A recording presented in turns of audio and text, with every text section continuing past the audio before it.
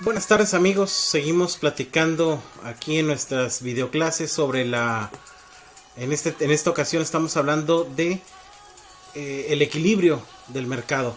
¿Qué pasa cuando tenemos la oferta y la demanda juntas y encontramos un punto en el cual se juntan? Ese punto le vamos a denominar equilibrio. Nosotros en nuestros videos anteriores habíamos estado comentando sobre la demanda, una curva de pendiente negativa que nos muestra el comportamiento típico del consumidor. El consumidor se va a comportar de manera inversa, precio y demanda, es decir, si los precios son altos se inhibe el consumo, si los precios son bajos los consumos aumentan.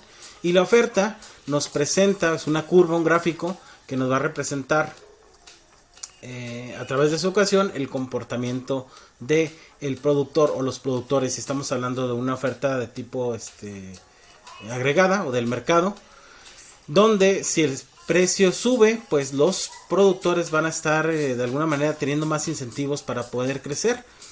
Pero ¿qué pasa cuando hay un acuerdo entre estas dos fuerzas del mercado? No un acuerdo, bueno, sino un equilibrio. Ese equilibrio va a ser una situación del mercado en la cual no hay incentivos para mover las condiciones de precio y cantidad.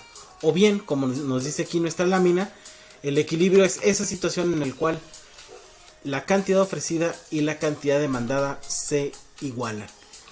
Nosotros vamos a ver en el gráfico que oferta y demanda se van a igualar en un punto que le vamos a llamar punto de equilibrio, y en ese punto de equilibrio le va a corresponder una coordenada. Gráficamente pues va a ser un espacio geométrico en el cual vamos a tener para las dos curvas el mismo precio y para las dos curvas la misma cantidad. Ese precio que le llamamos de equilibrio va a ser el precio que ayuda a equilibrar la oferta y la cantidad ofrecida y la cantidad demandada, y la cantidad de equilibrio pues es la que ayuda a que exista un solo precio para tanto para productores como para consumidores. Entonces, avanzando un poco, aquí lo tenemos de manera gráfica. Tenemos aquí la curva de la demanda con pendiente negativa y tenemos por el otro lado aquí en rojo la curva de la oferta con pendiente positiva. Va a haber un momento en el cual las dos fuerzas se juntan en este punto que le denominamos de equilibrio, y a esa coordenada le va a corresponder una cantidad de equilibrio que para nuestro ejemplo es 200 y un precio de equilibrio que para nuestro ejemplo es de 45. Entonces tendríamos una coordenada de 200,45 para este mercado.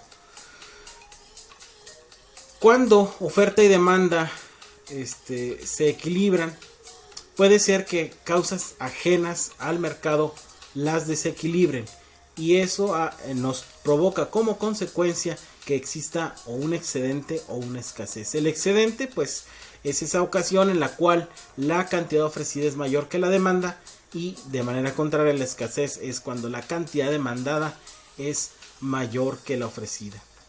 ¿Sí? Entonces la ley de la oferta y la demanda va a establecer que el precio de un bien se ajusta para equilibrar la cantidad ofrecida con la cantidad demandada. Esa es la famosa ley de la demanda. Si nosotros tenemos este mercado anterior que estamos analizando con un punto de equilibrio 200,45, ¿qué pasaría si externamente se le obliga a un precio más alto? Supongamos que alguien quiere, para ayudar al pobrecito productor, que ahorita está de moda aquí en Chihuahua hablar del pobrecito productor, se le obliga a un precio de 60. Pues a un precio de 60 lo único que se va a provocar dentro de la teoría económica es un excedente, que es este triángulo que tenemos aquí. ¿Qué significa el excedente? El aumento de precio de manera forzosa y por causa no natural de la economía produce que los que demandan pues no van a comprar ese precio porque ellos quieren comprar el precio de 45. Pero los que ofrecen a ese precio van a producir 300 unidades, mientras los que compran solamente van a consumir 100 unidades. Entonces esa discrepancia entre la cantidad ofrecida, ofertada, o la cantidad demandada es una pérdida. ¿Por qué? Porque los empresarios al momento de ofrecer pues van a invertir factores productivos, tierra, trabajo y capital. y el tiempo de la empresa, muchos factores que van a estar ellos utilizando para producir, pero realmente no se les va a vender ese producto, por lo tanto es una pérdida. Nosotros aquí en economía le llamamos desequilibrio. Por el otro lado, ¿qué pasaría si generalmente el gobierno es el que hace estas cosas, ¿no? Para poder ayudar, ahora sí, del otro lado, a los pobrecitos consumidores, que también está de moda tenerlos en cuenta, y se les baja el precio, un precio de 30 para que puedan consumir, pues nos va a causar un desajuste. Ese desajuste se le llama escasez. ¿Qué tipo de desajuste es? Bueno, a un precio de 30, efectivamente, los demandantes, los consumidores van a querer comprar 300 unidades de ese bien. Pero, como es un precio bajo, los consumidores, los productores o los empresarios tienen otra visión, otra óptica. Ese precio no les conviene, por lo tanto ellos solamente producen 100. Y entonces se produce una escasez en el mercado. ¿Qué sería lo más conveniente para la economía? Pues dejarlo flotar al libre efecto de la oferta y la demanda. El libre efecto de la oferta y la demanda hará que las empresas improductivas o las empresas débiles salgan del mercado por el efecto competencia y que todas las empresas estén produciendo únicamente a lo que les da su costo marginal. Nosotros en microeconomía intermedia pues vemos el monopolio, y entonces el monopolio sabemos que las empresas pues van a producir en ese costo marginal. Bien, vamos a avanzar un poquito. Existen otros efectos o otros excedentes, como el excedente del consumidor y el excedente del productor. El excedente del consumidor va a ser ese espacio geométrico, ¿sí?, que está entre la curva, aquí la podemos observar muy bien, la curva de la demanda y el precio del mercado. Este pequeño triángulo, bueno, si fuera una recta, esto sería un triángulo exacto, pues implica lo que el consumidor tiene como excedente. Él pudiera pagar, o existe un segmento del mercado, hablamos que el mercado son muchas personas que compran esa parte, es un segmento de lo que estarían dispuestos a pagar, pero realmente se los venden a otro. Entonces el consumidor tiene un excedente. En la vida real, ¿cómo vemos excedente? Bueno, cuando tú estás tratando de comprar, por ejemplo, un artículo, digamos que quieres pagar tu colegiatura y tú pudieras pagar hasta 4,500 pesos el semestre, pero resulta que el semestre te lo dan a 2,200. Entonces esa diferencia, pues la gente se siente feliz. Pues nosotros en economía llamamos a esa diferencia excedente del consumidor. Estaba dispuesto a pagar otra cosa, pero realmente pagó menos. Y por el otro lado tenemos el excedente del productor. El excedente del productor es todo lo que el productor está dispuesto a producir a un precio más bajo. Aquí tenemos las coordenadas, si fuéramos siguiendo la lógica de las coordenadas del gráfico, pero realmente el precio del mercado le impone este precio. Entonces ahí el productor se beneficia porque él pudiera vender a un precio menor, pero lo está vendiendo al precio del mercado. Por eso es que tenemos un excedente del productor. El punto de equilibrio hace que el mercado se vacíen esos excedentes y se tenga este precio que tenemos aquí del mercado. ¿Cómo podemos analizar los cambios en los equilibrios que existen? Bueno, primero hay que saber los desplazamientos de las curvas de oferta y la demanda. Sabemos que tanto oferta y demanda se desplazan creciendo hacia la derecha y se disminuyen desplazándose hacia la izquierda. Entonces hay movimientos de la realidad que desplazan una de las curvas a derecha o izquierda, o a veces las dos al mismo tiempo. Y entonces tenemos que averiguar en qué sentido se desplaza cada curva, aumenta o disminuye, y si lo hace la demanda o la oferta. Para poder hacer este análisis, pues lo más conveniente es utilizar un gráfico de oferta y demanda para ver cómo se van presentando estos desplazamientos, y este gráfico se utiliza de la siguiente manera. Aquí tenemos nosotros una oferta del mercado que es única, nada más tenemos una oferta en sentido positivo, pero tenemos una demanda inicial de sub 1 El equilibrio inicial es un equilibrio de 200,45. Pero ¿qué pasa si se incrementa la demanda? Por X razón se incrementa la demanda de D1 a D sub 2. Y entonces este incremento de la demanda pues nos va a alterar el equilibrio. Si hay un crecimiento de la demanda, pues va a haber un aumento de la demanda que nos provoca un incremento en el precio, lo cual nos va a aumentar también la cantidad vendida a un nuevo equilibrio. Y el nuevo equilibrio, para este caso, va a ser un equilibrio de 300,60. ¿Sí? Entonces tenemos aquí un aumento de la cantidad, pues todos felices, todos contentos, pero como se está produciendo en el mismo sentido, pues también tenemos un efecto inflacionario en el mercado, ¿no? Entonces aquí vemos un efecto inflacionario, incremento del precio del mercado. Aquí tenemos un efecto de una disminución, tenemos la situación distinta, tenemos una sola oferta, una demanda, pero si esa demanda se disminuye, entonces el equilibrio se va a pasar del equilibrio 1, que es un equilibrio 300,60, a un equilibrio 2, que es un equilibrio 200,45. Y ese ahí lo tenemos. ¿Qué pasa ahora si lo que se mueve es la oferta? Aquí tenemos ahora otro caso distinto. Tenemos aquí una demanda que es única y luego tenemos una oferta del mercado, ¿sí?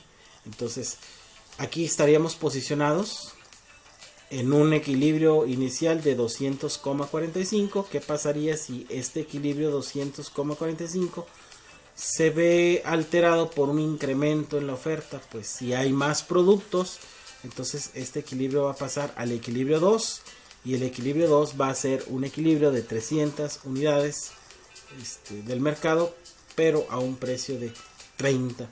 Por eso cuando sus mamás les digan, mijito, mijito, tú que estudiaste economía, ¿cómo se le hace para bajar los precios? Bueno, pues la respuesta de la teoría económica es, jefa, aumente la producción, disminuye el precio. Así es como el consejo que nos da la teoría económica. ¿Cómo lo haces esto a un nivel país? Pues entonces aumenta tu productividad, ¿no? Aumenta tu productividad. ¿Sí? Por eso es que el trabajo, aunque ustedes no lo crean, el trabajo de los ingenieros que salen del Tecnológico Nacional de México es un trabajo muy importante. ¿Por qué? Porque son estos ingenieros los que hacen que las técnicas más relevantes y más importantes de producción sean aplicadas y la productividad aumente. Entonces la productividad hace que los efectos inflacionarios disminuyan. Bueno, siguiendo con esto, una disminución en la oferta pues sería el efecto inverso, ¿no? Si disminuye la oferta, se disminuye la producción y por lo tanto el producto se hace más escaso, y cuando un producto es escaso pues se presiona su precio a la alza, ¿no? O lo que la gente vulgarmente le llama el efecto de la última Coca-Cola del desierto. Pues la última Coca-Cola, por ser la última, es carísima con respecto a las demás. Entonces aquí tenemos una disminución de la caída y hay un aumento en el precio, ¿sí? Aquí tenemos ejemplos de aumentos de la demanda y disminución de la oferta juntos. Tenemos una situación inicial, ¿sí? Un aumento de la demanda con una disminución de la oferta, o gran aumento de la demanda con una pequeña disminución de la oferta, pues nos produce este otro equilibrio. Y aquí tenemos otro ejemplo donde tenemos una oferta y demanda inicial y luego se hace una gran disminución de la oferta y una pequeña incremento en la demanda, pues nos deja otro equilibrio distinto, ¿no? Pasamos del equilibrio 300,30 a un equilibrio 200,60. Ahora hay que observar que estos análisis del mercado se hacen por producto. Entonces sería un precio para el maíz, para el frijol, para las sopas de pasta, para los tomates, o como le decimos en el sur, los jitomates, para las peras, para las manzanas, para los brócolis, para los carros nuevos, para los carros usados de cierta gama, etcétera, etcétera, etcétera. Entonces el análisis es exactamente igual. Una de las preguntas que la gente dice, bueno, oye, ¿cómo sacas esas curvas si vemos que las estás haciendo a mano alzada? Bueno, para ejemplos académicos las hacemos a mano alzada, ¿verdad? Pero hay analistas, o bueno, los que trabajamos también haciendo consultoría económica, donde analizamos los mercados y a través de nuestras herramientas econométricas y estadísticas podemos llegar a el cálculo de estas demandas y de estas ofertas cuando hay los datos disponibles, y eso es a lo que se dedica el economista a grandes rasgos, ¿no? Bueno, ¿qué ocurre con el precio y la cantidad cuando varía la oferta y la demanda? Y esto es muy importante porque generalmente en todos los exámenes estándar, ¿no? Estos cuadros se analizan y no son más que los corrimientos, me regreso aquí, de oferta y demanda en el anterior. Entonces, tomando en cuenta que todos los movimientos a la derecha, tanto de oferta y demanda, aumentan, y todos los movimientos a la izquierda son los que disminuyen, pues aquí nosotros podemos tener este cuadro de datos. Ustedes le pueden dar pausa en este momento para poder tomar nota.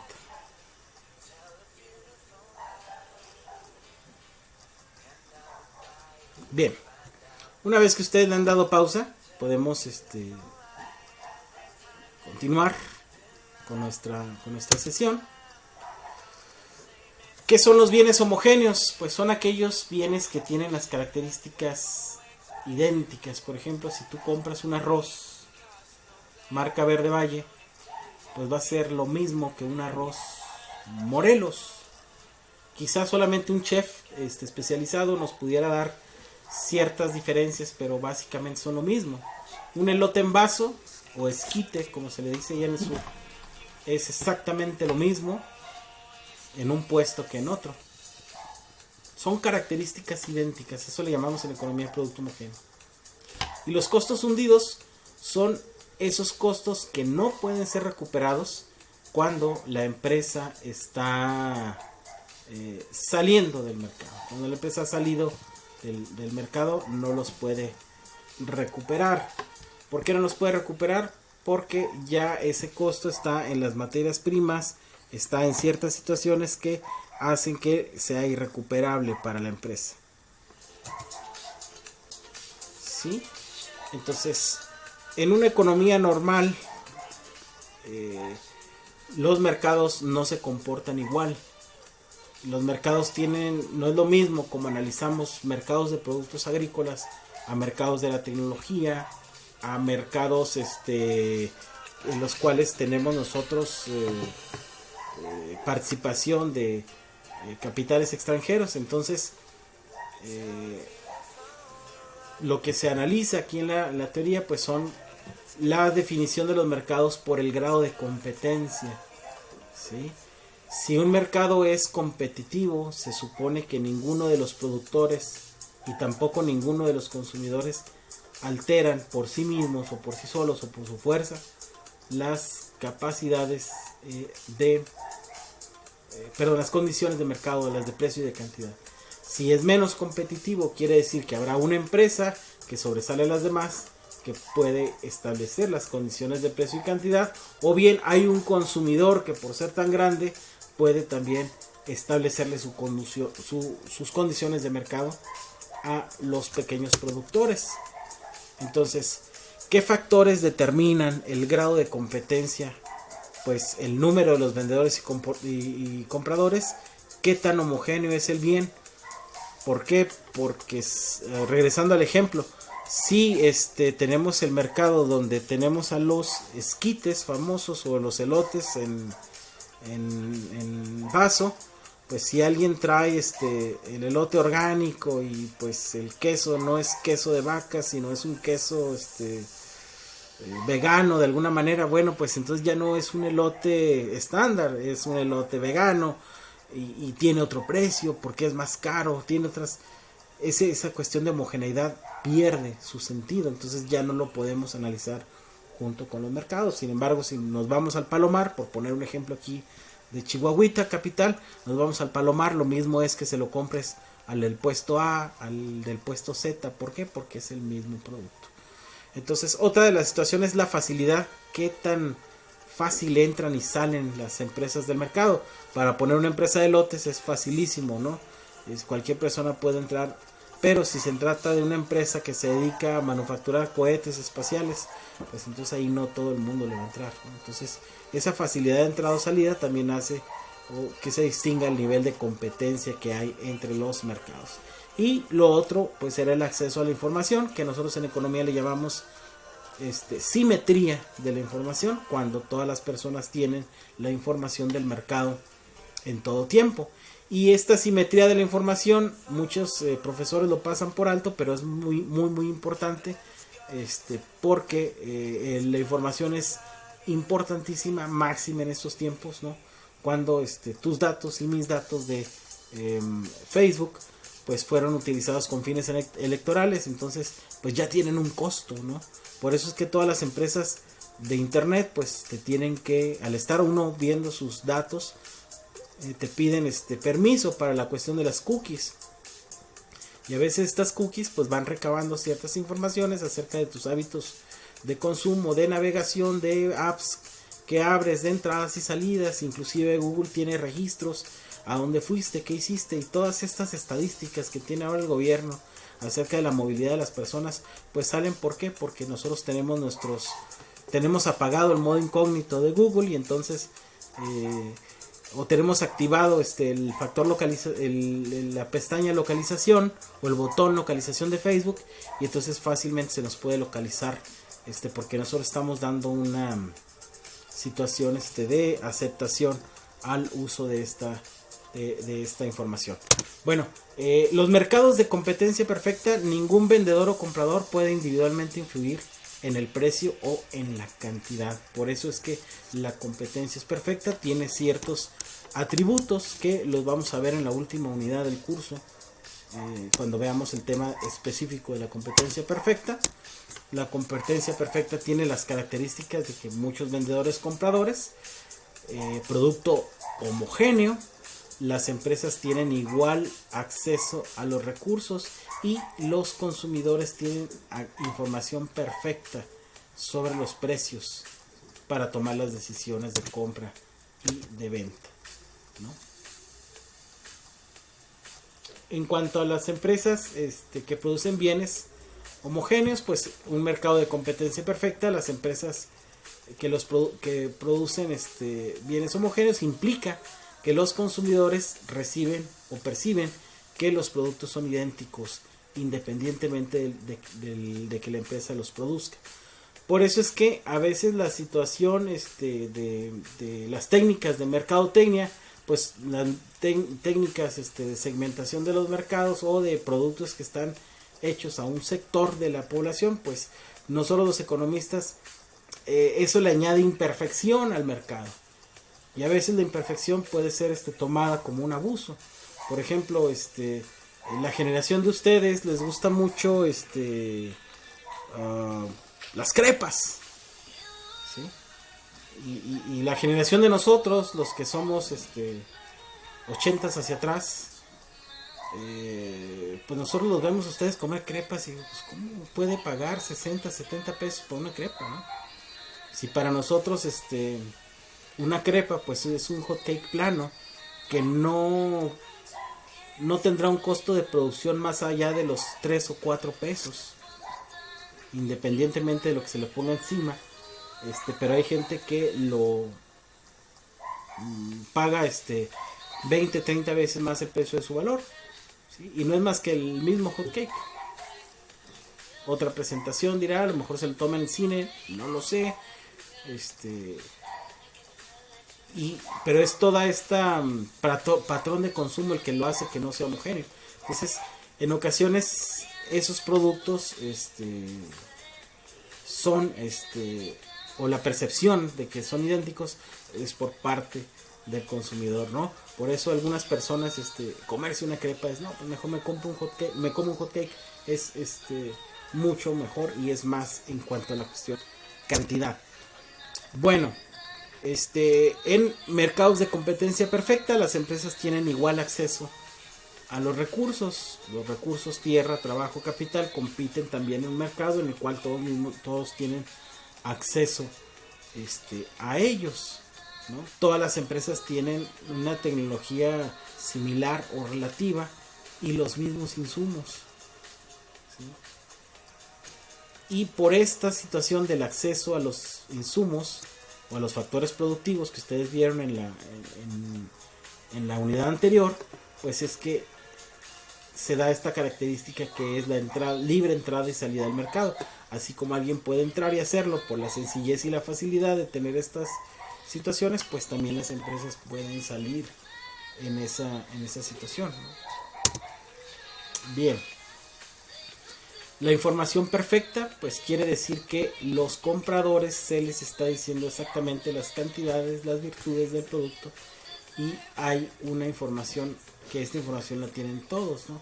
Cuando esta información es asimétrica, pues entonces eso ya nos hace una distorsión de nuestro mercado. Bueno, pues hasta aquí con la teoría del mercado. Hablar del monopolio, oligopolio, pues ya será otra ocasión de otra charla. Por lo pronto, con esto tenemos la teoría necesaria para que nosotros a partir del martes, miércoles podamos estar empezando a hacer los primeros ejercicios en pizarrón. Va a haber algunos ejercicios ya hechos de algunos maestros y luego habrá otros hechos por un servidor para que ustedes se den una idea de lo que pudiera venir en nuestro examen de la primera semana de octubre. Por lo pronto, que sigan disfrutando su domingo, que sigan disfrutando su tarde, y les deseo lo mejor y que todo su tiempo pues sea un tiempo provechoso para su